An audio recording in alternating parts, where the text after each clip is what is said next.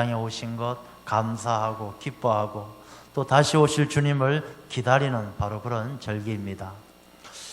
그런데 저는 지난 주간에 그런 생각을 계속 하게 되었습니다.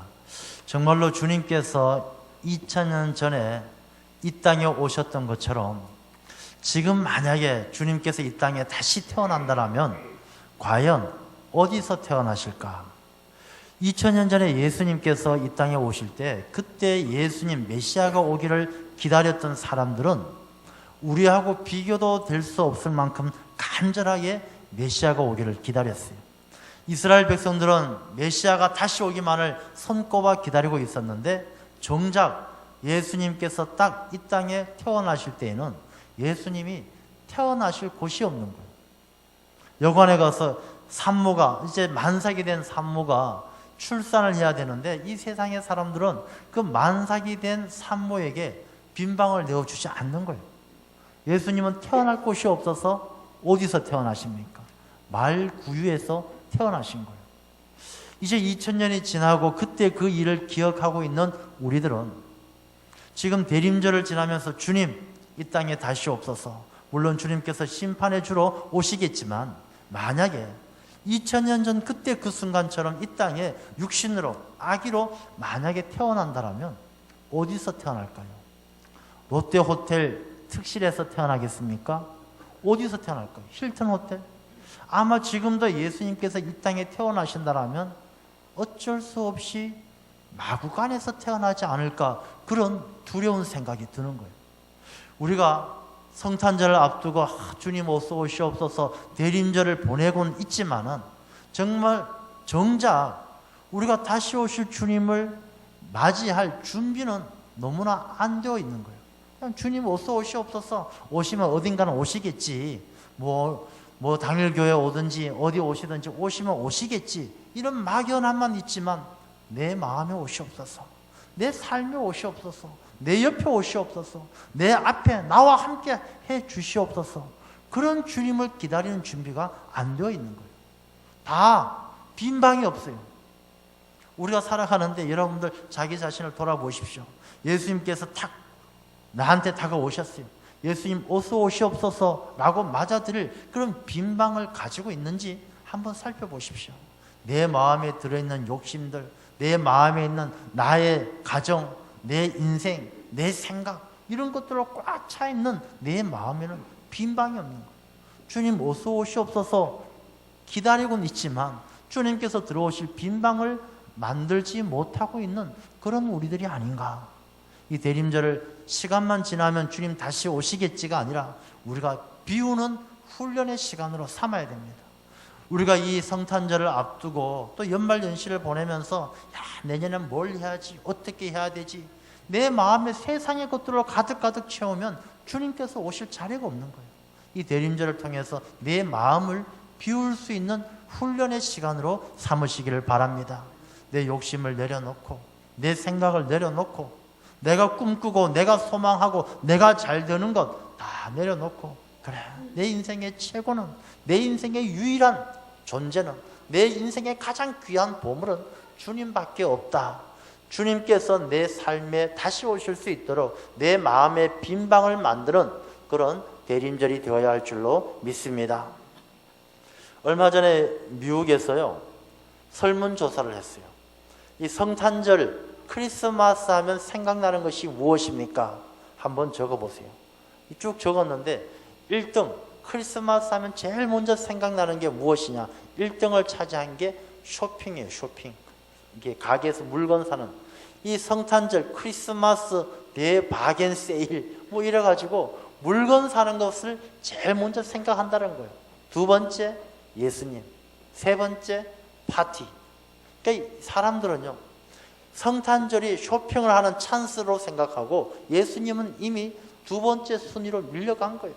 그 다음에 2번하고 3번이 비슷한데 3번은 파티, 우리가 먹고 마시고 즐기는 것.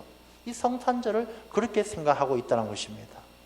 우리가 마음을 비우고 주님께서 다시 오시는 그날을 잘 준비하지 못하면 주님께서 이 땅에 오셔도 마구간에 다시 오신다라면 우리는 주님을 경배할 수도 없고 주님을 만날 수도 없는 거예요. 우리가 주님을 기다리는 이 대림절이 내 마음을 비우고 세상의 쇼핑이나 파티에 마음을 두는 것이 아니라 예수님께서 내 삶에 찾아오실 수 있도록 내 자신을 비우는 귀한 시간이 되어야 할 줄로 믿습니다. 그래서 오늘 본문의 말씀도 보게 되면요, 바로 그런 사람이 하나님께 쓰임을 받는 거예요. 이 오늘 하나님께서 이 세례 요한이라는 사람을 통해서 주님께서 이 땅에 오시고 주님께서 이 땅의 사역을 감당하는 일에 어떻게 사용하시는지 오늘 이 말씀을 통해서 보면 우리가 이 성탄절을, 이 대림절을 어떻게 보내야 되는지 알 수 있게 될 줄로 믿습니다. 우리가 그 음악회 가면요, 그 페이지 터너라는 사람이 있어요. 이 페이지 터너라는 것은 사람 이름이 아니고 피아노 반주를 할 때 피아노 연주자가, 피아니스트가 막 연주하면서 이게 악보가 기니까 이 악보가 넘어갈 때 옆에서 잽싸게 악보를 넘겨주는 사람, 이 페이지를 넘겨주는 사람을 이 페이지 터너라고 이야기합니다. 근데 이 사람이 우리가 생각하기에는 별 볼 일 없고 있으나 마나 한 것 같을지 모르지만 그 피아니스트, 그 연주에 있어서는요, 이 피아니스트보다도 더 중요한 사람 중에 하나다라는 것입니다. 이 사람이 잘못하면요, 그 연주회가 다 망가지는 거예요. 그래서 예전에 어떤 사람은 피아니스트가 연주하는데 이 악보를 넘겨줘야 되는데 긴장을 해서 2장을 한꺼번에 넘겼어요. 이게 얼마나 어려움을 당하겠습니까? 연주회가 엉망이 되고 큰 어려움을 당했다는 거예요. 그래서 이 피아니스트들은 이 옆에서 페이지를 넘겨주는 사람에 대해서 굉장히 민감하고 한번 맞춰보는 거예요. 요럴 때 넘겨라, 언제 넘겨라, 다 맞춰보는 거예요. 그래서 이 페이지를 넘기는 사람이 하찮아 보일지 모르지만 이 사람은요, 이 음악에 대해서 다 이해를 해야 되는 거예요. 아, 이 연주에, 이 곡에 대해서, 악보에 대해서 이해를 해야 제대로 넘길 수가 있는 거예요. 음악에 대해서 악보를 볼 줄 모르면서 이 페이지를 제때 넘길 수가 없는 거예요. 그래서 이 페이지 넘기는 사람이 굉장히 중요한 사람이에요. 전체 연주의 흐름을 잘 읽어야 되고 악보를 제때 넘겨야 그 연주회가 성공적으로 마칠 수가 있는 거예요. 그래서 이 페이지를 잘 넘기는 사람들에겐 몇 가지 필요한 요건이 있어요. 첫 번째가 뭐가 필요하냐면 행동이 민첩해야 돼요. 그러니까 타이밍을 딱 맞춰가지고 제때 넘겨야 되는 거예요. 이 사람이 게으르거나 눈치가 없으면 이 페이지도 제때 못 넘기는 거예요. 이 악보를 잘 이해하고 연주자가 막 따라상 치다가 이 연주의 흐름이 깨어지지 않는 그 순간에 절묘한 타이밍에 딱 악보를 넘겨줘야 물 흐르듯이 이 연주가 넘어가는 거예요. 그러니 이 페이지를 넘기는 사람도 이 타이밍을 잘 맞춰야 된다는 것입니다. 그리고 두 번째는 이 페이지를 넘길 때 이분이 이걸 종이를 샥 막 부스럭부스럭 거리면서 넘기면 안 되는 거예요. 이 연주자에게 방해가 되면 안 돼요. 소리는 전혀 안 나고 책장이 넘어가는지도 모르게 슬쩍 넘어가야 되는 거예요. 자기가 하는 일에 대해서 요란스럽게 소리를 내면 더 중요한 일을 방해한다는 거예요. 그래서 소리를 내서는 안 된다는 것입니다. 세 번째 중요한 게 뭐냐 하면 이 연주자를 건들면 안 돼요. 뒤에서 이 책장 악보 넘긴다고 막 오면서 연주자 막 팔로 치고 밀치고 이러면은 이 연주가 엉망이 되는 거예요. 그래서 이 페이지를 넘기는 사람은 우리가 생각하기엔 별 볼 일 없는 것 같지만 그 내용적으로 보면 굉장히 중요하고 훈련되어진 사람이 아니면 사용받을 수가 없다는 것입니다. 음악을 이해하고 악보를 이해하고 연주자의 그 연주의 스타일과 연주의 의도를 이해하고 민첩하고 자기 자신을 드러내지 않고 연주자를 방해하지 않고 그런 사람이 돼야 이 페이지를 넘기는 사람이 될 수가 있는 거예요. 참 중요하고 귀하지 않습니까? 이것은 연주할 때만 그런 것이 아니고 하나님이 이 세상을 움직여가고 이 세상을 하나님의 섭리대로 연주해 가는데도 이 페이지 터너가 필요한 거예요. 페이지를 넘기는 사람이 필요한 거예요. 오늘 이 본문의 말씀도 예수님이 이 땅에 오시고 하나님께서 구원의 역사를 새로 써 나가시는, 하나님께서 구원의 역사를 연주하시는데 이 세례 요한이라는 사람이 얼마나 귀하게 한 페이지를 넘기는지를 우리에게 보여주시는 거예요. 우리가 대림절을 지나고 이 성탄절을 기다리고 다시 오실 주님을 기다리는 이때에 우리가 막연하게 시간만 지나면 되겠지가 아니라 이 하나님께서 다시 오실 주님, 성탄절의 의미를 생각하면서 우리도 하나님께서 이 역사의 한 페이지를 넘길 때, 하나님께서 이 역사를 연주해 가실 때 그 한 페이지를 넘기는 순간에 우리가 쓰임받는 그런 삶이 되어야 할 줄로 믿습니다. 그래서 우리가 이 세례 요한처럼 우리가 어떻게 하면 하나님께서 이 역사를 연주해 가시는데 이 페이지를 넘기는 사람으로 쓰임받을 수 있을까? 우리가 아까 페이지 턴에 대한 요건을 몇 가지 말씀을 드렸지만 가장 중요한 것 중에 하나가 겸손한 거예요. 자기를 드러내면 이 사람은 이미 안 되는 거예요. 연주자가 연주하는데 옆에서 막 옷도 화려하게 입고 자기가 연주자보다도 더 눈에 띄게 그렇게 행동하면 이미 이 사람은 페이지 넘기는, 역사의 한 페이지를 넘기는 사람으로 쓰임받을 수가 없다는 거예요. 우리들은 얼마나 자기 자신을 드러내기 좋아하십니까? 어떤 일이 잘 됐어요. 어떤 일이 잘 돼서 사람들이 칭찬합니다. 야, 누가 이렇게 했냐? 누가 이렇게 멋지게 했냐? 그럼 사람들이 이야기하죠. 내가 좀 신경 썼어. 내가 좀 손 좀 봤어. 자기 자신을 드러내요. 이런 사람들은, 교만한 사람들은 하나님이 쓰시지 않은 거예요. 이 세례 요한은 자기 자신이 광야에서 회개하라, 천국이 가까워오느니라 소리 지를 때 많은 사람들이 몰려옵니다. 와서 회개의 세례를 받고 이 세례 요한은 그들에게 회개에 합당한 열매를 맺으라 하고 많은 사람들이 세례 요한에게 몰려와요. 그 중에 사람들이 물어봐요. 당신이 오시기로 한 그 메시아 그분입니까? 세례 요한은 아닙니다. 나는 메시아가 아닙니다. 그럼 당신이 엘리야입니까? 아닙니다. 엘리야도 아닙니다. 그럼 당신이 선지자입니까? 저는 선지자도 아닙니다. 저는 뒤에 오실 분의 신발끈도 풀지 못하고 그분 신들매도 매지 못하고 그분 손도 못 댈, 그분 발도 못 만질 그런 하찮은 사람입니다. 나는 광야의 소리일 뿐입니다. 소리라는 게 뭡니까? 한번 지르고 나면요, 소리가 들리고 나면 사라지는 거예요. 이 세례 요한은 겸손하게 이야기하는 거예요. 난 내 뒤에 오실 그 메시아, 그분의 신발도 매지 못하고 그분 앞에서 지나가는 소리일 뿐이다. 아무것도 아니다. 그렇게 겸손하게 이야기를 하는 거예요. 그러니 이 세례 요한이 그 겸손함 때문에 하나님께서 이 세례 요한을 예수 그리스도가 이 땅에 구원의 역사를 써가는데 그 놀라운 역사의 한 페이지를 넘기는 일에 쓰임받게 했다는 것입니다. 여러분, 우리가 하나님의 일에 쓰임받는다는 것이 많은 것을 가지고 능력이 있어서가 아니에요. 내가 하나님 앞에 아무것도 아님을 고백하고 하나님 앞에 내 자신을 다 내어드리고 겸손하게 내 자신을 낮출 때 하나님은 겸손한 자를 귀하게 사용하시는 줄로 믿습니다. 그래서 우리가 이 대림절을 지나면서 내 자신을 다시 한번 내 마음에 빈방을 만들면서 내 욕심과 내 생각과 내가 생각했던 계획했던 모든 것들을 다 내려놓으면서 내 자신을 겸손하게 하나님 앞에 내 자신을 낮출 때 하나님께서 우리를 귀하게 주님의 일꾼으로 사용해 주실 줄로 믿습니다. 자, 그리고 이 세례 요한은요, 세상이 알지 못했던 비밀을 몇 가지 알고 있었어요. 이 페이지를 넘기는, 악보를 넘기는 사람들이, 청중들이 알지 못하지만 이 페이지를 넘기는 사람은 그 음악을 알고 악보를 알고 이해를 해야만이 그 일을 도울 수 있는 것처럼 이 세례 요한은 세상이 알지 못했던 예수 그리스도에 대해서, 오실 메시아에 대해서, 하나님의 구원의 역사에 대해서 이해를 하고 알고 있었던 것이 있었다라는 것입니다. 그 중에 몇 가지를 살펴보면요, 먼저 우리가 7절에 보면 그가 증언하러 왔으니 곧 빛에 대하여 증언하고 모든 사람이 자기로 말미암아 믿게 하려 함이라. 이 사람이 세상은 믿지 아니하고 세상은 알지 못하는데 세례 요한이 먼저 사람들보다 이해하고 알고 있었던 게 바로 그 빛에 대해서, 내 뒤에 오시는 메시아야말로 참 빛이다라는 것을 이 세례 요한은 알고 있었던 거예요. 그래서 그 빛이 이 땅에 비출 수 있도록 페이지를 절묘하게 타이밍에 맞춰서 넘겨주는 사명을 감당하게 되는 거예요.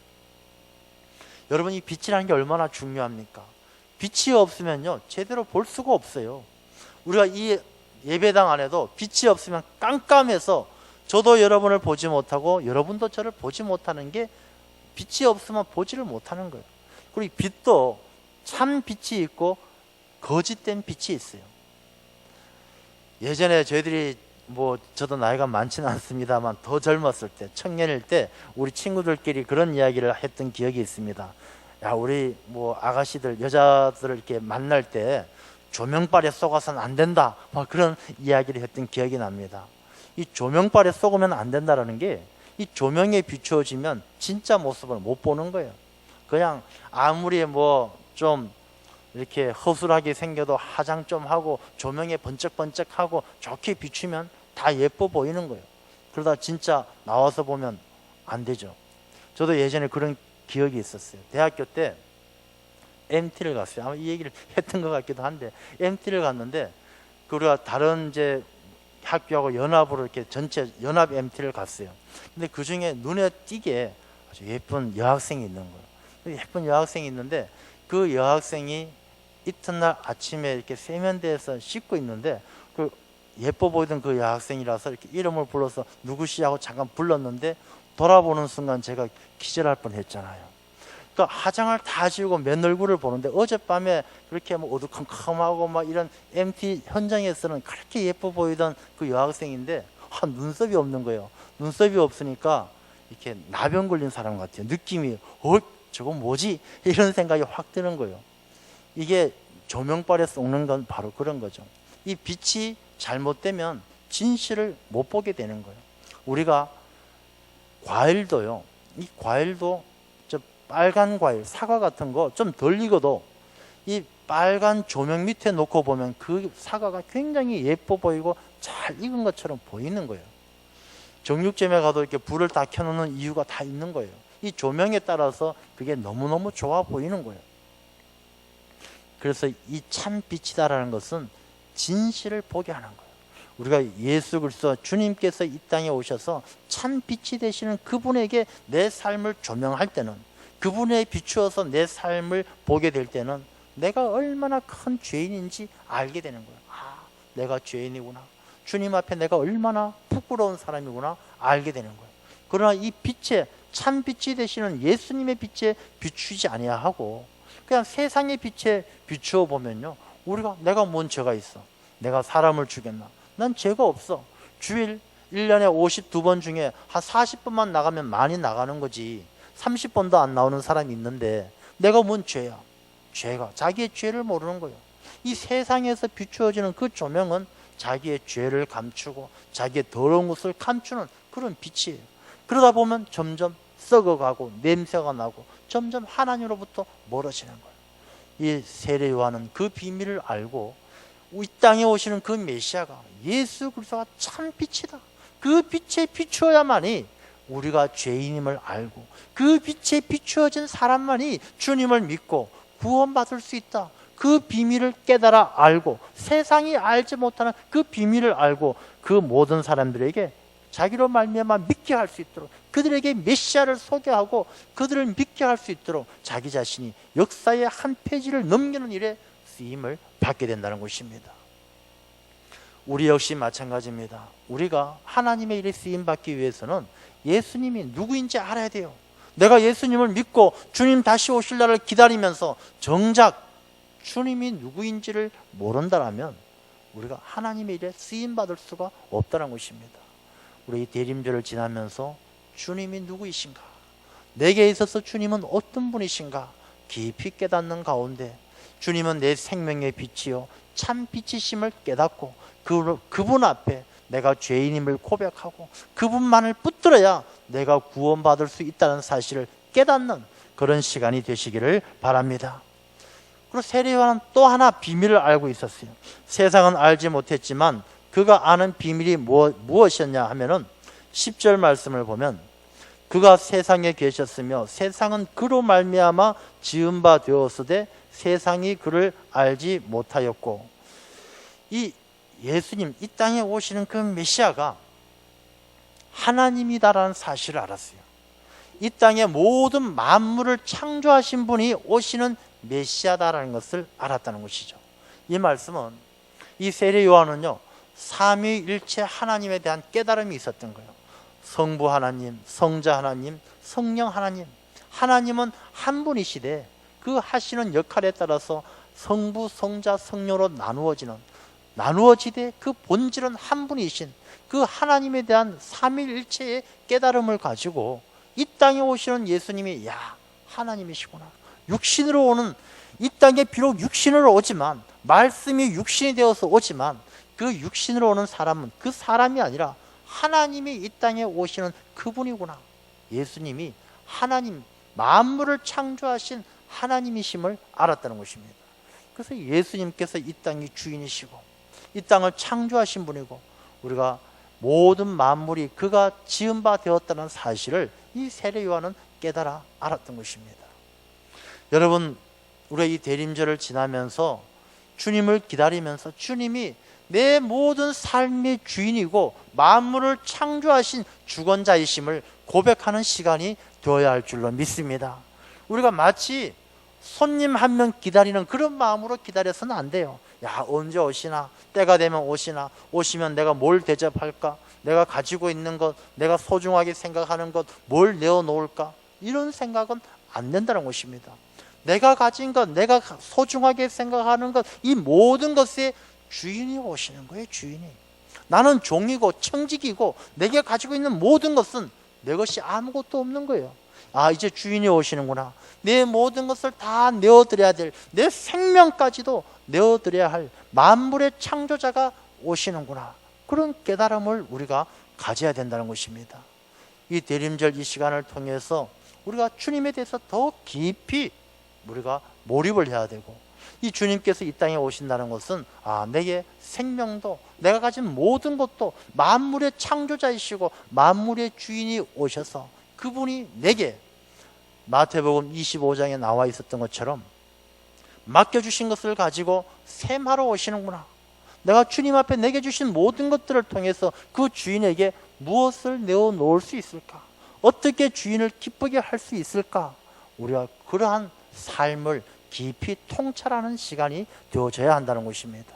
마치 때가 되면 1년에 한 번씩 오는 손님 기다리듯이 언제 오시나, 오시겠지, 성탄절 지나면 오셨나 보다, 이런 생각 가지고 지나서는 안 된다는 것입니다.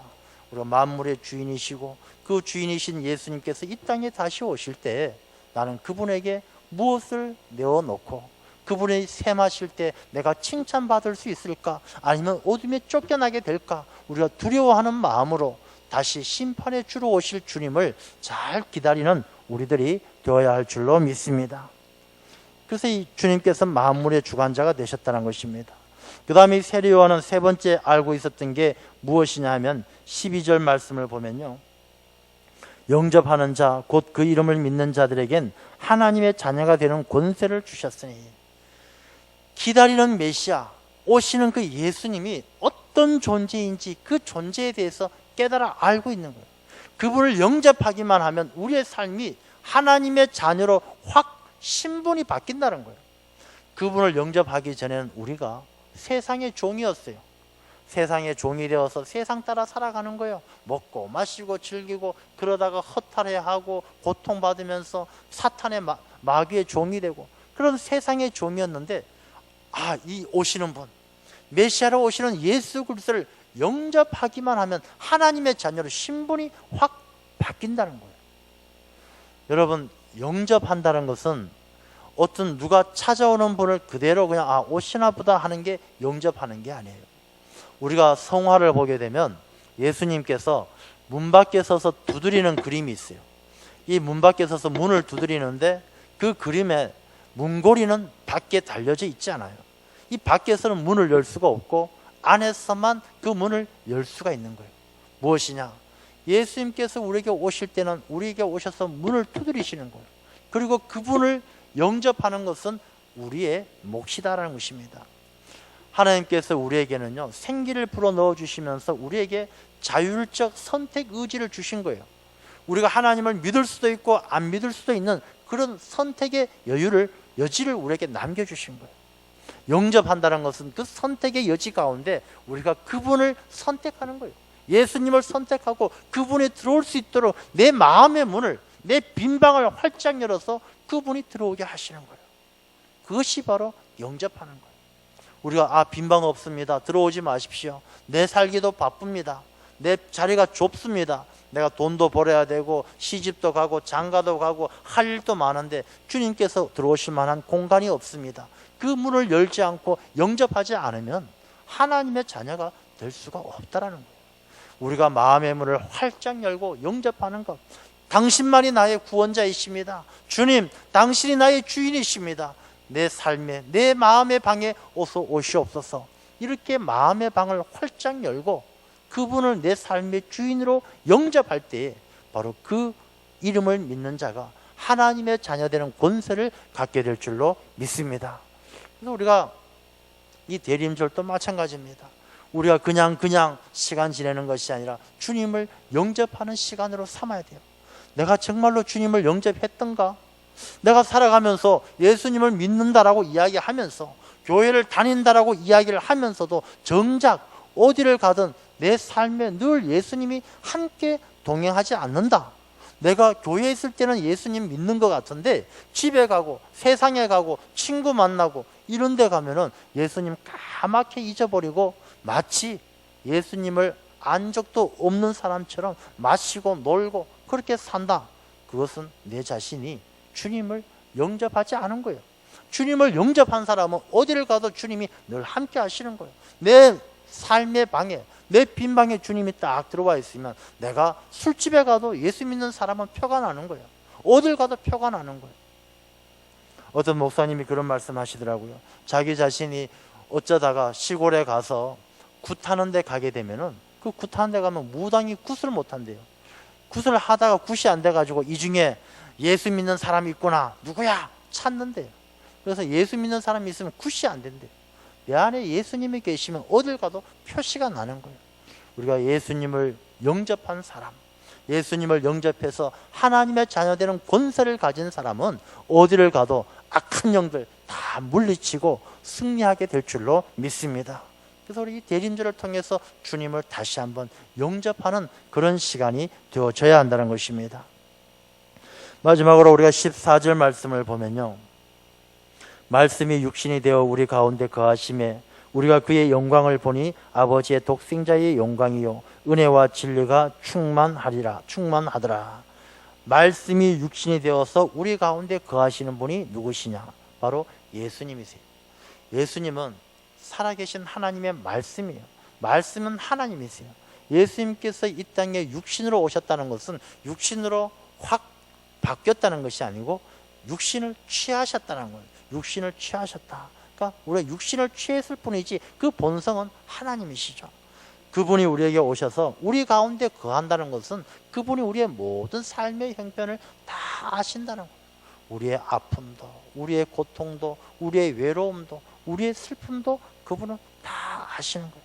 다 아시고 우리가 그의 영광을 보니 아버지의 독생자의 영광이요, 우리가 그분을 예배하고 그분을 경배하고 그분을 영화롭게 할 때 우리의 삶이 은혜와 진리가 충만하더라. 그분과 함께 우리가 은혜로운 삶, 진리가 충만한 삶을 살 수가 있게 되어질 줄로 믿습니다.